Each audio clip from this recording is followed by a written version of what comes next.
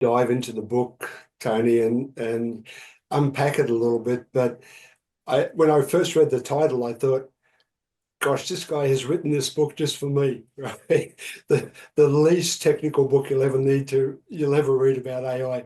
What inspired you to write from that angle, specifically aimed at the non-technical leaders? I mean, for starters, I mean, I've led a lot of teams that have that are obviously incredibly technical in what they do and what they build and the way they build it. And so I know a lot of people with really strong backgrounds in this. And AI is I mean, it goes without saying, but AI is a very technical thing. Um, but at the end of the day, I mean, for starters, knowing those people, I know that my limitations in that space. I mean, I'm never going to understand the technical elements um, of how to sort of really create really complex models. But at the end of the day, that's, as I said in the intro, that's not really what I think is important. I mean, it's important to have those people that know how to do that stuff. But at the end of the day, I'm very passionate about this point of we need to be. I'm a very big advocate for AI, and I think that while it's been turned into a bit of a buzzword or a massive buzzword, I'm there's a lot of nonsense in there, as there is with any buzzword. But at the end of the day, unless it's actually useful, unless you use it, unless you get commercial results out of it, then it's pointless. And I'm following on from that, I'm a massive advocate of the fact that I don't think that AI means you have to completely change the way you think about your business. I think it means it really can, if used properly, it's something that can amplify your business. And I Mm. think for the CEOs that I was writing for in my head are the person that really knows they might not be technical, but they really are good at what they do. I mean, you wouldn't be a CEO otherwise, but they really know what they're doing in terms of running their business. And then AI is fundamentally just a tool that can be used to run it even better, to offer a better customer experience, to create some operational savings or whatever. And I think you've got to think about it from that point of view. And I've seen so many instances where, and this is what I talk about in the book quite a lot, and it frustrates me a lot, is people think, oh, we've got to do AI now what are we going to do with that AI? And it sort of goes without saying that you should think about it the other way around, but so many people don't. It's a real bugbear of mine. So really, at the end of the day, it's got to be an understanding that this is what we want to do for our business, and then can AI be the tool that actually helps us to do that? And that is a strategic question. It's not a technical question. Welcome, team, to today's episode. And today we're going to dive into the world of artificial intelligence and the whole impact it's having around the business landscape, and in particular, senior executives and the CEO. And as you'll all know full well by now, AI is no longer just a buzzword, right? It's the game changer. It's enhancing efficiency, innovation, it's driving strategic growth. It's pretty much come from the heavens, and it's empowering everything that we do. And we're going to explore how you, the leader, can harness that power and learn how to navigate some of the complexities around it and even align it with your organizational goals. So I'm hoping with our guest and through our conversation, we're going to be able to demystify some of what AI is and how it all operates, and give you some practical insights and frameworks to help leverage the technology and perhaps even give you that competitive advantage. So I'm not going to be doing all this by myself. Any of you know me long enough know that this is not my field. So we have a wonderful guest with us, Tony Gruebner, and Tony's written a new book that he released just a few months back called AI for CEOs, the least technical book you'll ever read about AI. Now, that's not me talking, that's Tony's title of the book. So, Tony, welcome to the ET project. Hey Wayne, thank you for having me. Thank you for the intro, and hopefully we can demystify some of the jargon and things around this very complex and very interesting topic. Yeah, for sure. Now, you're a product of the long white cloud, otherwise it's known as New Zealand. But you've you've been on quite the adventure. So I wonder if we could set the scene and learn a little bit about how you came to be doing marketing and interested in digital and all things tech. Right. Yeah. So, like I say, I grew up in New Zealand and spent most of my formative years there through till my 20s. And like many New Zealanders, I started to look further abroad and spent some time in Dublin, spent some time in London. And then I'm ultimately, I've been in Australia for the last 13 years. So I'm in Melbourne at the moment. Through that time, I've always had an interest in funny enough, considering the topic and whatever, I think that I struggled at maths at school, and I did all right at school and generally, but maths wasn't really a strong suit. But I think it was one of those ones where I think I had a street smart for maths as opposed to a academic understanding of maths. Right. And um, and I think in some regards, I mean, there is great value in having a academic shaping in maths, and a lot of stuff we're going to talk about is really built on maths. But at the same time, having an understanding about how the practicality of maths and how it works, and Mm. especially it works in businesses, is I found to be a really great skill for me. And so I've worked across marketing, like you said, worked across product and digital sort of realms, but very much with an analytical background or analytical sort of understanding as to how those things operate. And so, which is a very useful place to be at this point of time in history. I think that while there's still definitely an art to maths and things, I mean, sorry, to marketing and things like that, there is a growing sort of science component to it as well, or mathematical component to it. And at the end of the day, it's not just about any of those in isolation. It's about how you bring those together. And I think that if I was to talk about my strengths are probably in how you bring that together, and that's really where some of the book comes from, and that title around the least technical book you'll ever read about AI. I'm a massive advocate to go, well, yes, I mean, the technologies that are being used and everything is incredibly complex and everything. But at the end of the day, unless it's practical, unless it's usable, unless it serves a commercial purpose, then what are we doing all this for? And I think I talk about it quite a bit in the book, the most valuable people in the future will be those people that can join those dots together. Mm. The multipliers, I call it, the people that can actually make, they take one and one and they make more than two. And so that's a little bit of my history, and really that's hopefully that explains a little bit as to where I come to where I come the angle that I come to this topic on. Right, right. Yeah, perfect. You mentioned that you're in Melbourne. We were joking before we hit record about the changeable weather patterns over there. 4 seasons in one day. It's internationally known for. How is the weather at the moment? You're heading into summer. How is it? It's threatening to rain, but I think it's always threatening to rain. I mean, it's for anyone that hasn't been to Melbourne. I mean, I think the interchangeability of the weather, like you literally have to wake up in the morning and check the weather forecast, not for the day, but for by the hour, or else you will get caught out by not having a jacket or not having a. It is a it's an interesting area in terms of its climate. It certainly is. I mean, I'm Australian, as people know, and I've had the opportunity to be in Melbourne quite a lot, and it is something that I never quite got used to. I come from Queensland, so it's either hot or it's raining big time, and Melbourne just is a different world entirely. So yeah, very interesting. We're It is. going to dive into the book, Tony, and unpack it a little bit, but. When I first read the title, I thought, gosh, this guy has written this book just for me, right? The least technical book you'll ever read about AI. What inspired you to write from that angle, specifically aimed at the non-technical leaders? I mean, for starters, I mean, I've led a lot of teams that are obviously incredibly technical in what they do and what they build and the way they build it. And so I know a lot of people with really strong backgrounds in this. And AI is, I mean, it goes without saying, but AI is a very technical thing.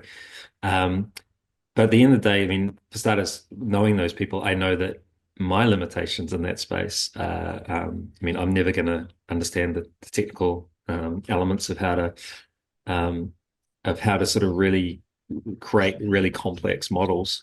But at the end of the day, that's, as I said in the intro, that's not really what I think is important. I mean, it's important to have those people that know how to do that stuff. But at the end of the day, I'm very passionate about this point of we need to be. I'm a very big advocate for AI, and I think that while it's been turned into a bit of a buzzword or a massive buzzword, I'm there's a lot of nonsense in there, as there is with any buzzword.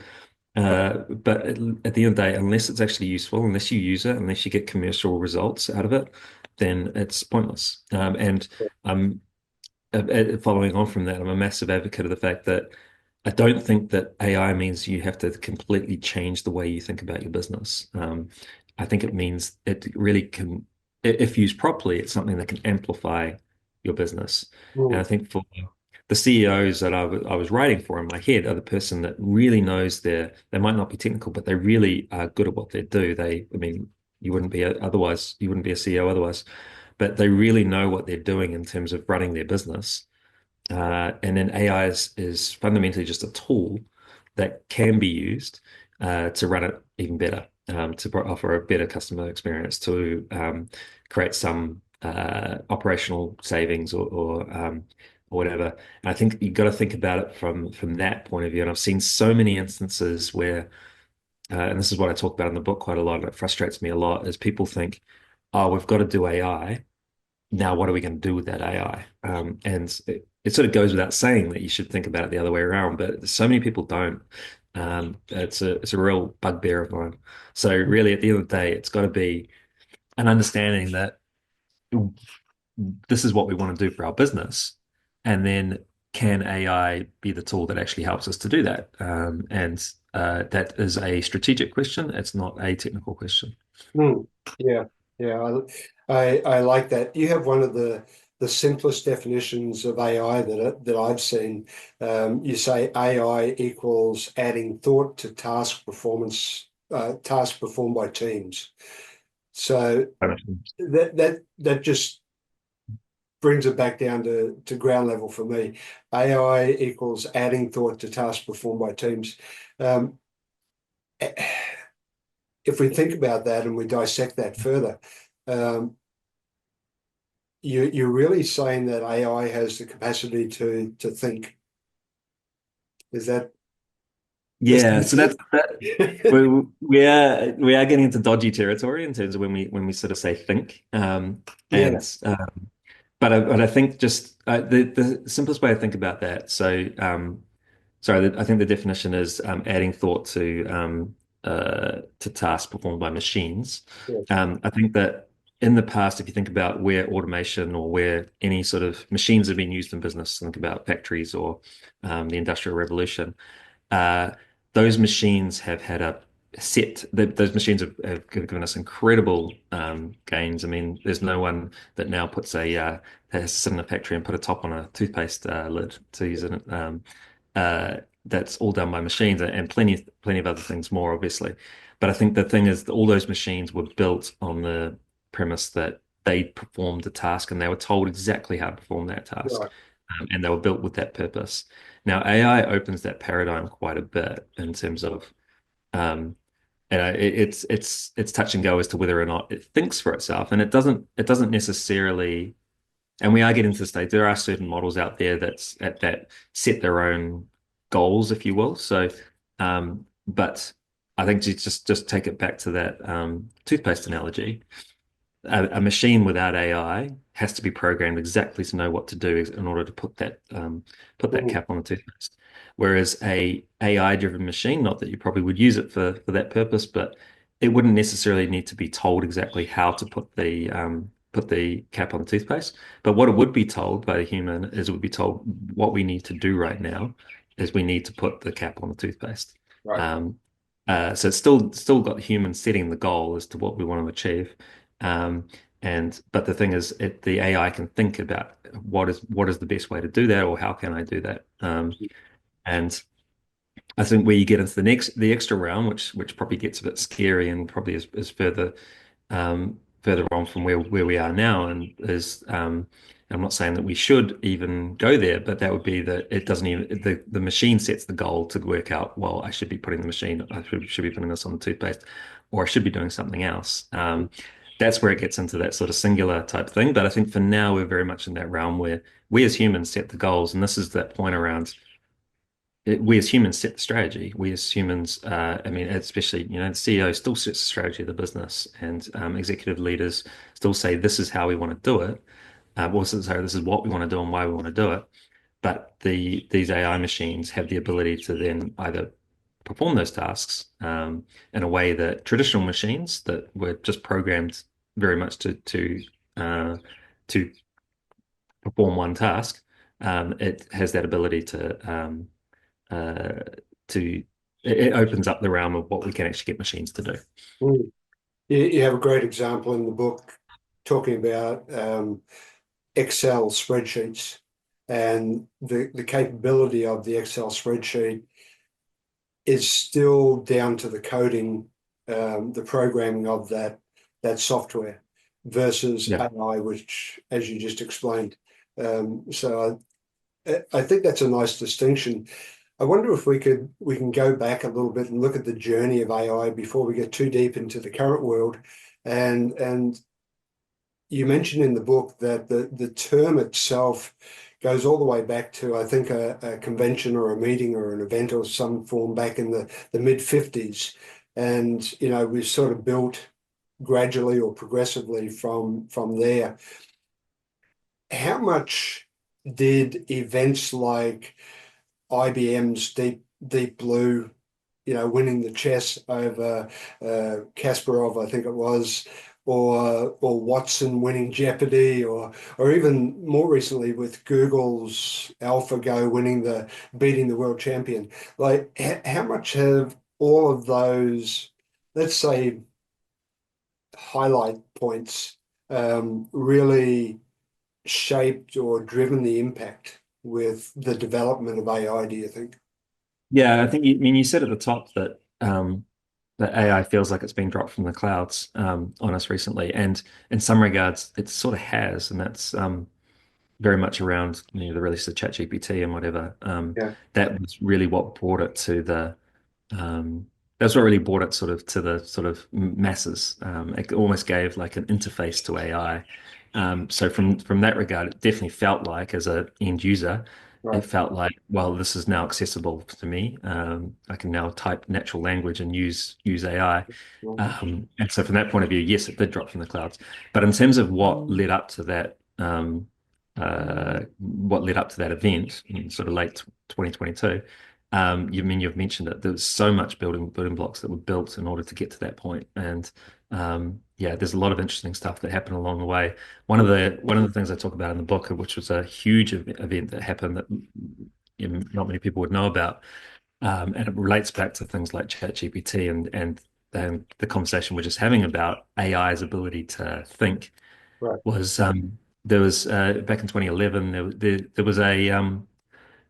was a challenge that went through in terms of that used to be happen every year. This is the early days of AI or machine learning or whatever you want to call it, or relatively early days, not early days. But it's an image recognition task. So the task was to get a machine. Everyone would academics would submit their machines to try and recognize what was in a raft of images. And it got to the point where, for many years, it was getting to the point where the machines were about 80% accurate. So 80% of the time, they were able to, an avocado would show on the screen, and they'd say, "This is an avocado," um, or whatever. And they were getting this right about 80% of the time, but it plateaued around that point. And then it wasn't until a group called AlexNet came in and they used what's essentially a predecessor to the ChatGPT models, which was based on deep learning. Which the best way to describe it, because I'm not technical, but B, I've also given the preface that I don't want the audience to think this is technical. But the best way to describe it was the machine learning models up to that point were very linear in terms of the way that they thought. These machine learning models were built on, there was much more, sorry, this is very layman's, but there was much more sort of thought going in with these deep learning models. Um, and they were able to really think more like humans in some regards. I mean, if you think about the way that a human interacts for the first I mean, it's amazing how quickly a child can actually start to do that same task around, no, hey, this is an avocado. This is, and they don't do that task because they're told, hey, this is exactly what an avocado looks like. It has to have this exact shape. It has to have all these all these things. There's a something in our mind that can conceptualize things and work out. Even if you've got an avocado that looks a certain way, this is still also an avocado. And so those deep learning models, that deep learning model that was created, and it was such a step change. It went from, like I said, it plateaued around about a 20% inaccuracy, so 80% correct. Um, and then they got that down to overnight in the step change, they got that down to about 10 or 8% inaccuracy just with that type of model. Mm. And that's where a lot of the stuff's come around ChatGPT and those types of large language models, whereas they are um, you can imagine there's no world where I could be typing into ChatGPT and just have sort of a very linear machine learning model that's you're trying to program to say do exactly this, do exactly this. What it's doing is infinite, almost like a human. Our brains are very infinite in terms of the things that they can come up with and the creativity and everything. The only thing about ChatGPT that humans can't mimic is that it can access so much more information, and so it's got that advantage. But there's still, don't get me wrong, there's still plenty of ways that humans have an advantage over the machine. And I think a lot of the premise of the book is around how do you make that work together? How do you take the advantages of what a machine can do or an Mm. AI can do, and then combine that with what a human can do? And I want to jump into that in a moment. But before we go too deep into where we are today, there's a couple of terms that are used fairly commonly now: generative AI, and you've mentioned natural language. Let's start with the latter, natural language. So natural language meaning our everyday speech Mhm. versus having to sit down and code or create a program to get the computer to do something. Is that correct? Yeah, that's a really good way of describing it, and that's what I talk about when I say that when when at ChatGPT, the game changer for ChatGPT was the fact that it gave that the barriers to using AI was literally I just needed to know how to I was going to say English, but it doesn't need to be English, obviously. I just need to be able to talk, and then I can all of a sudden use AI, and that's the interface to using AI, and that's where it changed, and um, that's where it went from being a very select few that can actually use it to pretty much anyone on the planet can actually use it. My my 7-year-old daughter is using ChatGPT, supervised, obviously, but like that's where the game changer was in terms of that just ability to use natural Mm, language. mm. And the term generative AI, is there a simple definition? Why generative? Like, what's the grounding of that? Yeah, I mean, generative. I mean, it's under that same sort of realm as. I mean, it's a bit of um, it's that same sort of realm of generating. And in most cases, when you're talking about generative AI, you are talking about the natural language Right. stuff. So um, the biggest use case of that is the ChatGPT use Mhm. case of being able to have speech and have speech come back to you, or have I mean, you've obviously got things like not just speech come back to you, obviously, but things like images or getting into a realm of plenty more things other than just images and text that you can generate. But fundamentally, it's and this isn't strictly the definition, but if we think about it from a usability point of view, it's things that I can now generate via um, via natural language. Okay, got it, got it. Thank you for that. You make a really good point in the book talking about the fact that, and you alluded to it earlier in the conversation, that we think of AI as this be all to end all, but in actual fact, it doesn't actually, it can't physically manifest things, right? And you need this peripheral set of components around it. It's like the brain, but it needs the arms and the feet and the legs to, in many cases, to bring things to life. And I thought that was a great point because I'd never looked at it myself that way. Could you explain that a little bit better, a little bit deeper than what I've introduced, but what you mean? Yeah, I reckon the easiest way to, I mean, the easiest way to describe it is, we all of a certain age watched things like the Jetsons when we were kids, and Yep. thought that we were going to be sitting here with a robot maid that was going to be doing everything for us. Now, ironically, in terms of we could create the brain for a robot maid. We now have the AI that's definitely that capability, but the ability to actually do a lot of the things that we might want Mm, it to do in terms of folding laundry and things like that. And now there is advancement being made in robotics and whatever, but I think that it's an interesting dilemma around things in the digital world are quite easy to automate through AI. So this is why I mentioned things like ChatGPT can give me text, obviously, on the screen because that's very easy to output. right. And we can do images, we can do let's get to the point where it can create your PowerPoint presentation for you or things like that.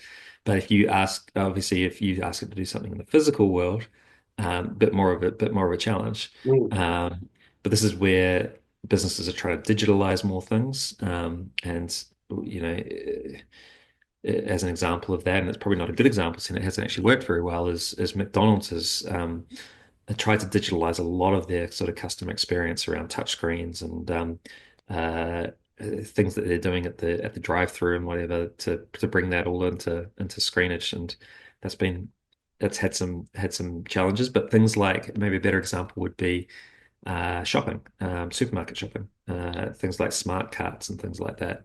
right. I think that those smart carts have your thing on have a screen on them, so when you put something into the cart, it registers and it basically does your checkout basically happens right at that point in time. Or you've got Amazon Go stores, which are more um, the Amazon Go stores. You literally take something off the shelf, and as you take it off the shelf, it registers to your app using a lot of smart AI. And those things, I mean, all those examples I just gave you, none of those are all those are interesting ways of tackling the problem. None of them are overly successful at this stage, and it Right. just goes to show the challenge of bringing AI into the real world. Mm, But there is some interesting things happening there, and um, I think it's an interesting area to explore around how we're going to actually utilize AI in the real world, given those physical challenges more so than yeah, like I said, the we could build the brain for the what was the Jetsons robot name? Do you I remember? was trying to think that myself while you were talking. Um, I'm thinking Rosie for some reason, or Rosie, was that's it it. Rosie, was it thank Rosie? you. Yeah. We could build So, Rosie's brain. We couldn't get it to put the fold the sheets or even do that kind of stuff. So, um, but like I said, there's a lot of stuff happening in that space. It's just clunky at the moment. But I think mm, the most important thing, and I talk about this quite a bit in the book, is that we need to think about some of those things differently to the way that we're our bias is that we would think, okay, if we want the robot to be folding these sheets, we would do it exactly the same way that a human would do it. But we need to think about, well, hold on, if we've got machines in the process here, we need to rethink that. Um, and I'm not saying that every house should have like conveyor belt or anything like that, but if you were literally trying to get a machine to fold things, it would probably come through a conveyor belt and it would go through all those things. So you need to think about the different paradigms as to mm, how that works. And it's you need to think about that this is where innovation has to come in, and you almost have to take away what you already knew and to apply new processes to these things. right, right. For me, that almost raises the philosophical question around customer convenience through the technology versus the role that technology is going to play. And you quote, I forget the gentleman now, but Don Peters, I think. You quote, about delivering humanity at scale and the fact that AI is the brain, but can it add the heart into the process? And I think that's a great philosophical question that we're probably grappling with as a society at the moment. Um, So your key point around it, I guess, is that AI should enhance or supplement and not detract from that experience. Um, Yeah, it's something I'm very passionate about, and this also plays back to the thing of AI and its application needs to be a strategic, mm, um, commercial thing rather than a technical thing. Because there's a lot of things you can do technically, but does that offer a better experience? I mean, it's not really AI related, but you think about I don't know, when you go through a supermarket checkout, do you go through the self checkout or do you go through and talk to a person? Um, and for some people, like it almost feels like there's two people in the world. One person, well, half of the people like going through the self checkout, and half people like going through the other thing. But I think how do you build that? Are you are you building convenience in the process? Are you actually building uh, are you building these things? One of the examples I talk about in the book is, and once again, it's not really AI driven, but I think it just goes to prove that point more. Is Howard Schultz, the founder of Starbucks. yeah. I listened to a podcast that he was interviewed in recently, and the mobile app for Starbucks has been huge in terms of the revenue it brings in and Mm, other things it does. And in some regards, it'd be easy to think about it from a that mobile app is fantastic. I can now order through the mobile app. It's so much more convenient than having to line up and do all those things. But he bemoans that like quite strongly. He sort of says it's taken the essence and the soul of what Starbucks actually is. I mean, Starbucks was designed to be this place where people met, people talked, people did those things. And so what is the balance here? Like, what are you trying to achieve? Yeah, even if you use technology, AI or otherwise, to create this great convenient experience, are you actually solving the problem or are you actually creating other problems? Um, and I think getting that balance right is going to be, once again, that's going to be asked, not that's me answered, not by the people writing the code, the AI people. That's got to be answered by the strategic people, the people that mm. understand the customer and understand those experiences. And I think it's an interesting dilemma for everyone to sort of grapple and get their heads around it. Is this tool going to actually improve the customer experience, or is it actually going to take away from the customer experience? I've been very outspoken about that mobile app. I'm a Starbucks drinker, full Yeah. confession, and have been for eons.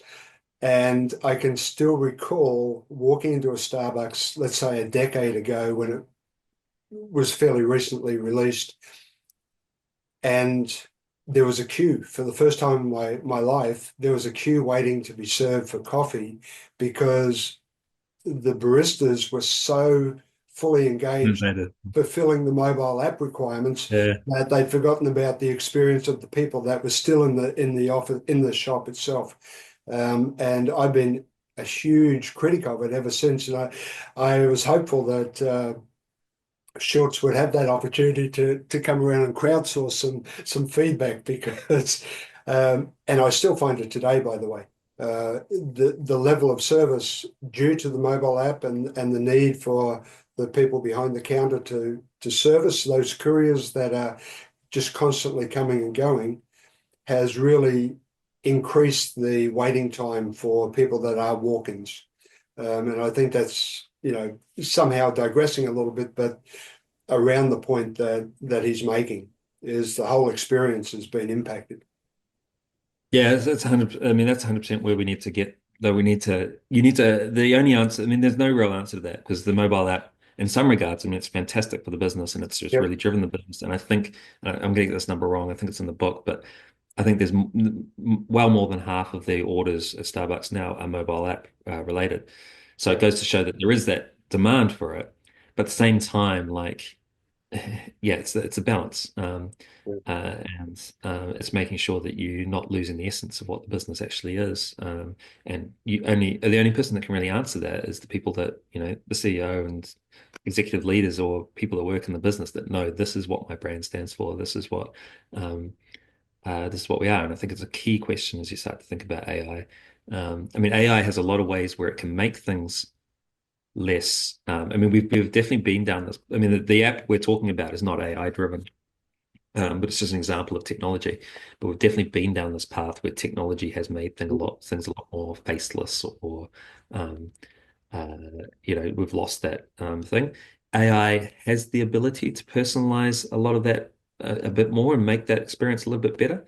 Yeah. Um, but it's not going to happen automatically. And so it could make the dilemma that we're talking about better, but I think used wrong, I think it could definitely make it worse. And I think what people that's a key thing that people need to think about when they think about using AI to improve the customer experience.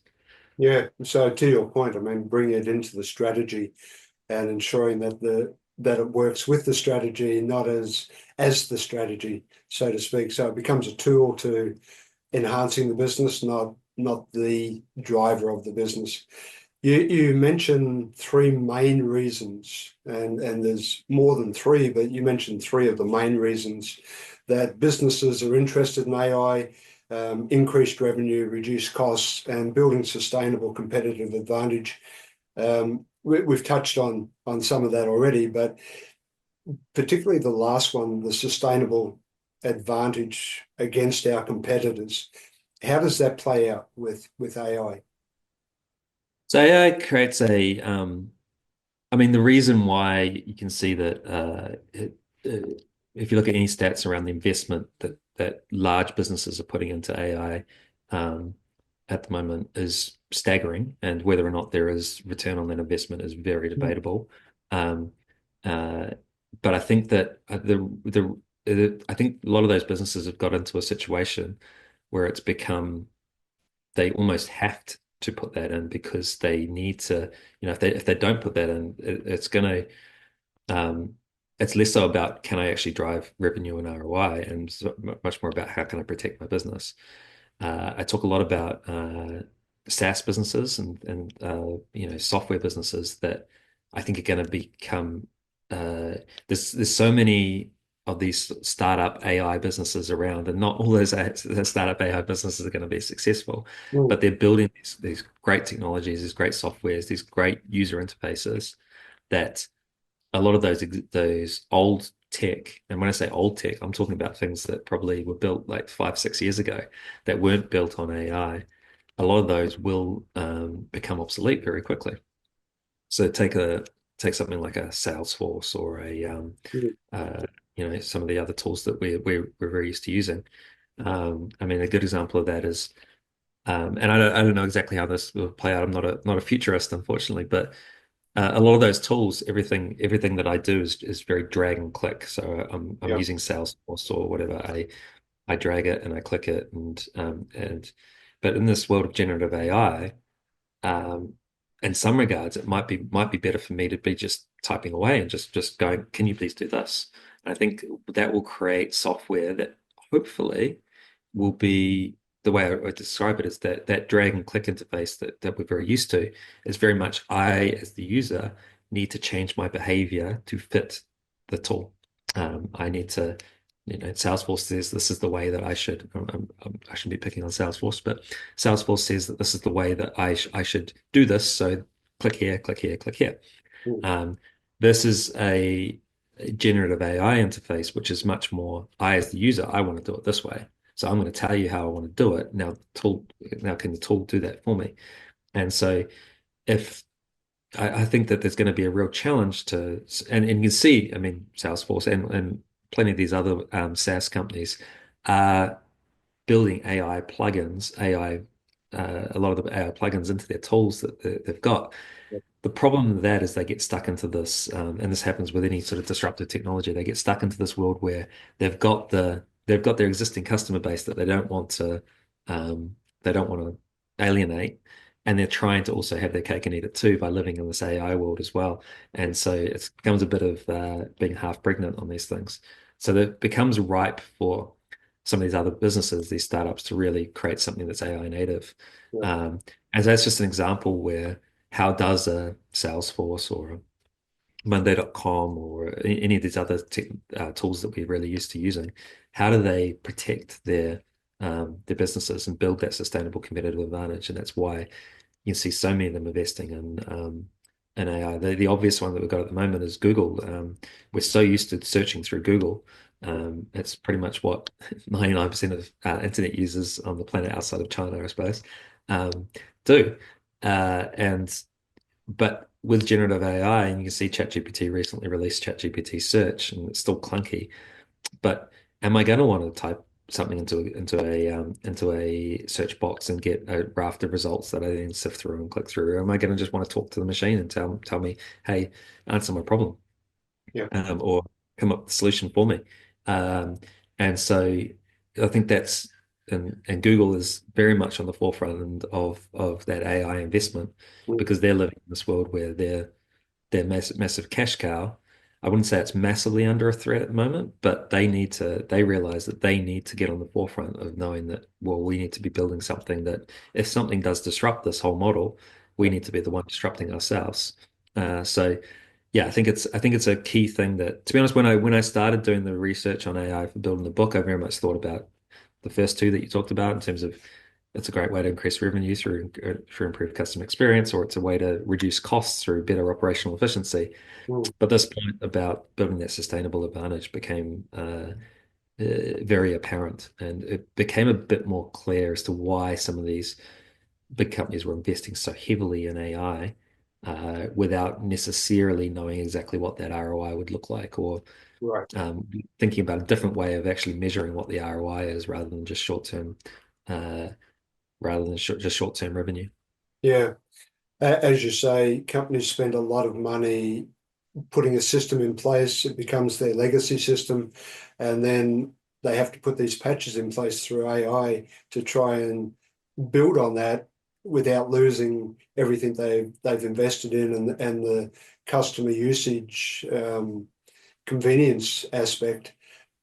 And now AI is kind of causing us to rethink that whole dynamic, right?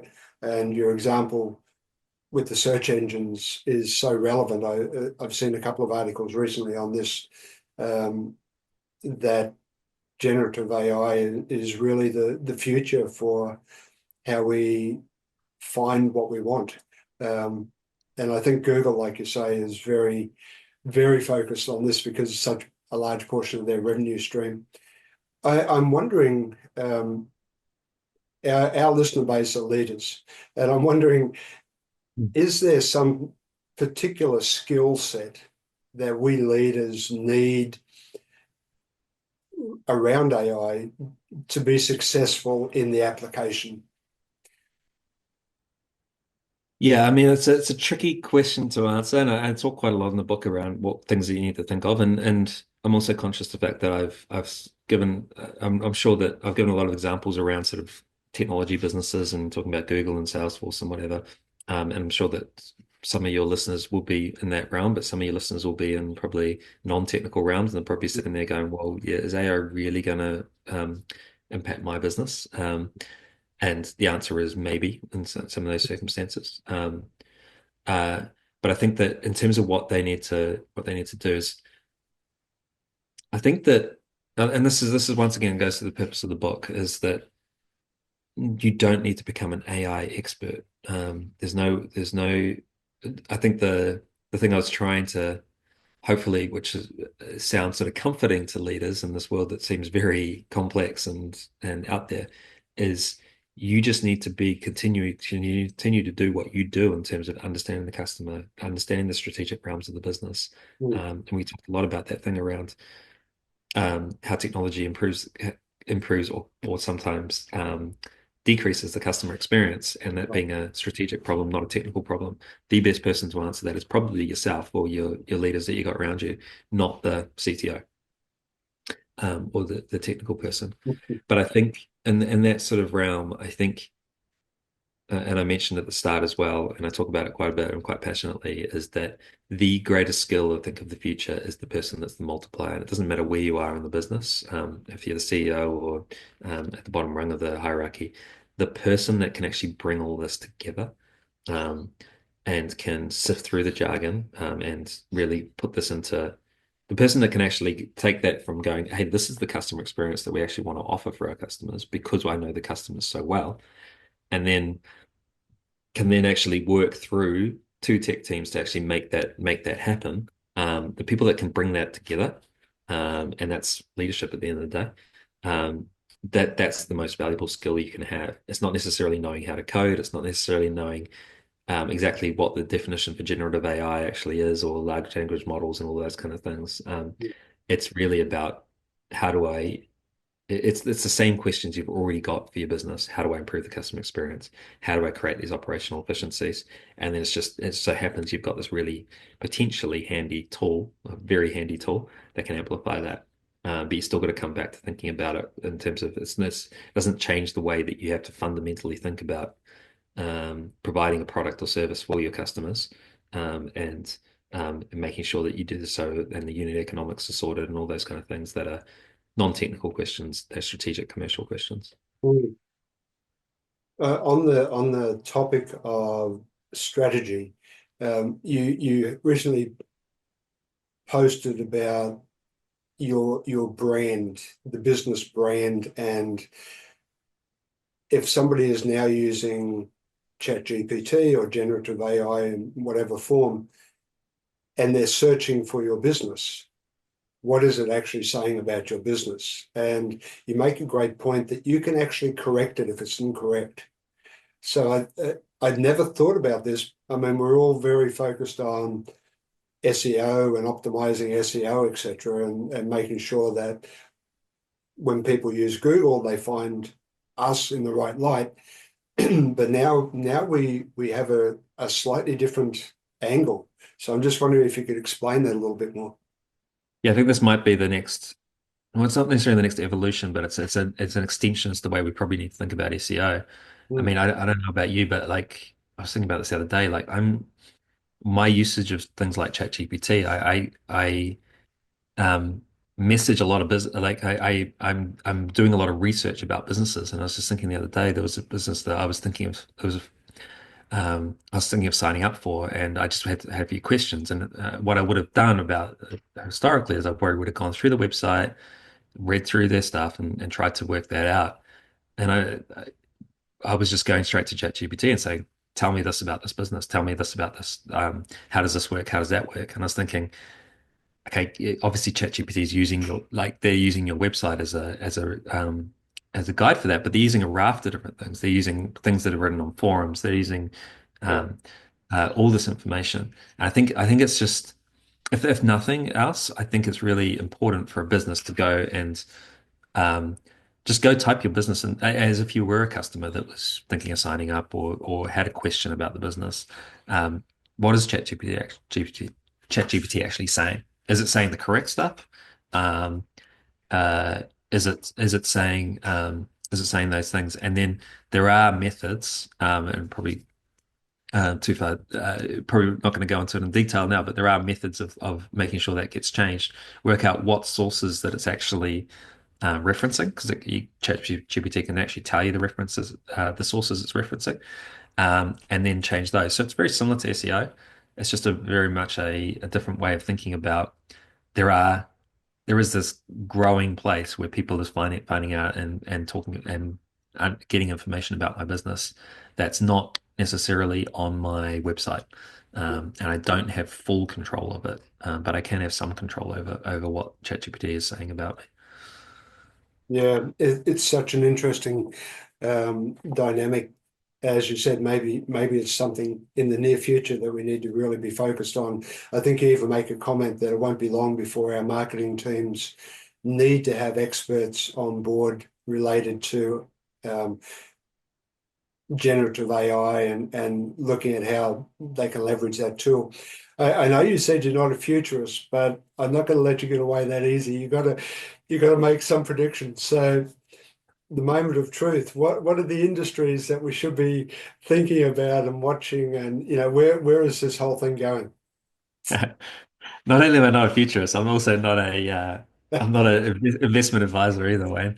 I wish I was. I don't know. I think there's obviously a lot happening in the sort of it goes without saying a lot happening in the tech space, and I mean the key example there, and the ship's already sort of sailed a little bit, is that often with the gold rush, it's the people that are selling the picks that are picks and shovels that are the ones that come off best. So, Yeah, I talk about it quite a bit in the book. I mean, you only need to look at the likes of Nvidia, who essentially sell the chips that a yeah, lot of this machine learning runs off. I mean, their market cap is just crazy, yeah, and very fascinating company. And there's others alongside Nvidia, but they're the sort of poster child for it. So they they obviously stand to be very profitable, no matter because they're not really industry specific. They just want people using AI. Um, I think a really interesting one though is around that whole thing that we talked about at the start. I think people will continue to sort of crack that whole thing around bringing AI into the physical world in some way. And I talked about the false starts that McDonald's has had, or that even Amazon Go. Those stores are still around, but they're struggling. yeah, I haven't had the sort of pick up and traction that they thought they would, but I think there definitely will be something around that.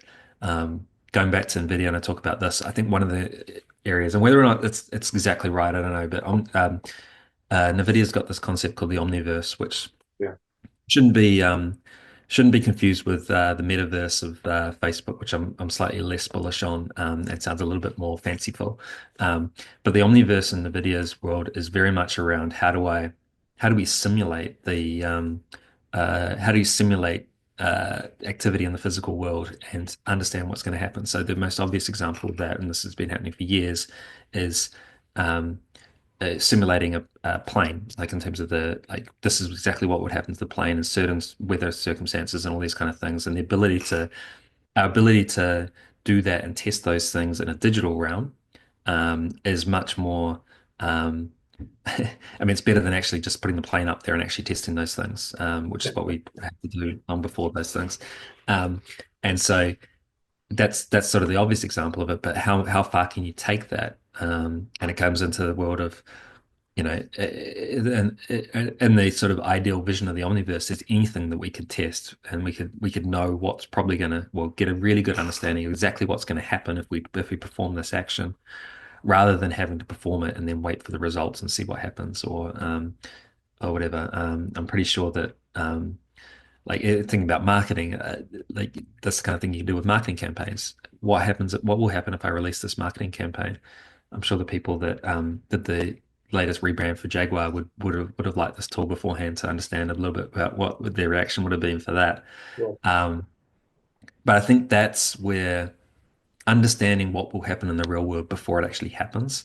I think that's a really interesting use case for AI. And then the other one, which I wax lyrical on. Now you're based in China, so you'll know a lot of this that's going on in China, and I think that China is really on the forefront of what's happening in AI and a really good place to look at. But I think, and it plays into this whole ChatGPT generative AI piece, but um, conversational commerce, I think is one name for it. I think that is going to be massive. I had a friend um, who she's Chinese and but she lives in Australia, but she went back there recently, and she came back. The first thing she said to me was, "There are no websites in China," which is not strictly true, but what she meant was. Um, she was just amazed that whatever I do, I'm not going to do it through a website. I'm not going to do it through all those things. I'm going to do it through basically my messenger application on my phone. So she's like, if I'm going to book a haircut, I do it on my messenger and I'm talking to a robot that's basically filling those things. And it's sort of that next evolution of ChatGPT or generative AI in terms of it's almost like my digital assistant in my pocket. And I think that we in the Western world, we've probably been a bit slow to really think about those things. I think China's been on the forefront because it's very mobile first, and also micropayments are much more of a thing in China than here. And so, and also sort of the social element of commerce as well is much bigger in China, which plays into really well. But I think that one way or another, I think that the whole ways that we as users are going to use our phones or our computers is going to become very much more natural language conversational, and tasks going to be performed that way as opposed to point and click or as opposed to needing to code, or those kind of things. So like I said, I'm not a futurist, but those are some of the areas that I think are particularly interesting. I think you've been holding out on us. I think you're much more of a futurist than you're letting on, but thank you for that. Anything we haven't touched on in our conversation that's important that you want to, share a message about? No, we covered a lot of bases. I mean, hopefully I've got across that point around, that AI is not a technical, it is obviously a very technical pursuit, but at the end of the day, it's the application of AI, and you don't need to be an expert in understanding about how models work or how all those things come together in order to be able to really use it really well. And I think one of the things I've also talked about is an interesting dilemma with AI that I've talked about these big companies investing heaps to build these sort of moats and sustainable competitive advantage, which raises the barrier as to where we can Mm, compete on an AI perspective. But at the same time, there's this sort of second economy where AI has really reduced the barrier as well in terms of I, as a user, can use ChatGPT for essentially free. And get the massive benefits out of it as well. mm, So any business can do that. And so, I mean, I think even if someone is thinking, and this is the way that I've started using AI quite a lot recently, even if someone is sitting there thinking, well, I can't use AI in my business, I'm, you know, uh, depending on what your business does, it might not sound like the kind of thing that is very AI related. But one of the things you can do is just start using ChatGPT as almost like a sounding board, almost like an advisor to you. Go, hey, I'm thinking this. Um, tell me why this idea might not work, or give me a bit of a sounding board and whatever. And I mean, obviously, I don't want to bypass using people to do those kind of things, but at the same time, like it's really handy to have this in your pocket and just uh, almost at the very least, I think there's every business in the world or every leader in the business in the world can at the very least start using ChatGPT as almost like a that advisor type role. And mm. so it might not be the most sort of there's plenty of other things you can do with AI, but at the very least, I think every business should be thinking about, or every leader should be thinking about how I can actually do that to, Yeah. at the very least, make myself a better version of what I am, or more educated version of what I am in terms of what I can bring to market. Tony, it's huge wealth of information and great conversation. Where can people get the book to start with? So here is the book. I don't know if anyone can see that, but Amazon. It is all on Amazon.